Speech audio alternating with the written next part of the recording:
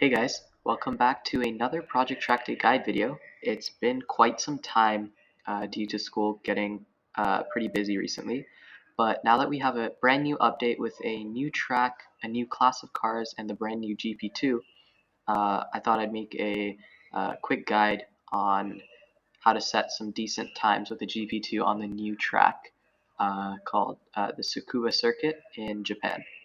Here we have the Tsukuba circuit, and it's the first track that they've made in Blender.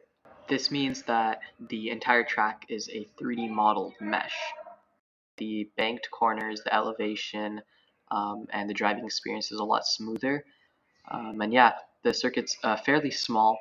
The fastest lap times being set on this are in the 30-second range. And with that, let's get straight into the guide.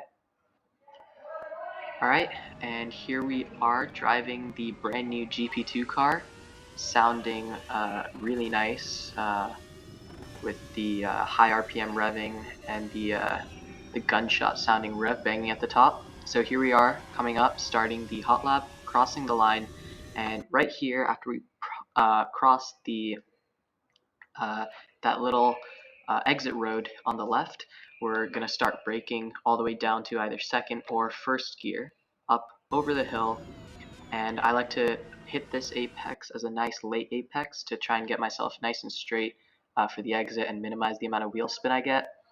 The GP2 car, it's really easy to oversteer and the rear is really snappy. So that's one thing you got to manage. You got to manage the throttle control and your turning input a lot, especially for counter steering. So coming out of the turn, you can use a lot of this the grass on the outside of the curb. Currently there is no corner cut detector there, so you can feel free to use it. Try not to get much wheel spin like I do right here. Coming into the big banking hairpin, we're going to brake right after we cross this curb on the right hand side. Brake all the way down to first or second gear, whichever is your preference. Try to hit the apex in the middle. I go a little bit wide here. And when you're exiting, there isn't a corner cut detector on the grass on the right hand side of this curb, but you want to try not to run that far wide because you need to get back as far as you can to the left for the upcoming right hand kink. So coming down here, we're gonna just lift off the brakes, lift off the throttle just a little bit before turning into the turn. There's no need to brake in the GP2 car. And then just feather the throttle through the corner just to prevent yourself from getting a lot of wheel spin, and straight line the exit. Try not to take the AstroTurf or the curb on the left hand side right here. It will unsettle the car, and you need to get back a bit to the right to make this left hand kink coming up to the final hairpin. Right here, when the gray extension curb, this thing on the left, starts, immediately we're going to start braking all the way down to first or second gear again, whichever is your preference. Brake, hit the inside apex, and power back out to the outside. Right here, you have the first part of the curved part, and then you have the straight section of the curb. You don't want to run over the straight section of the curb because it's got a lot of bad bumps that will slow you down and unsettle the car. But once again, there is no corner cut detector on the grass to the left, so if you need to, you can run wide a little bit. But if you do happen to run wide, don't cut across the track over that straight part of the curb or you're going to hit some of the bumps. Keep it on the grass until you clear the curbs and then get back on the track like I do in this clip.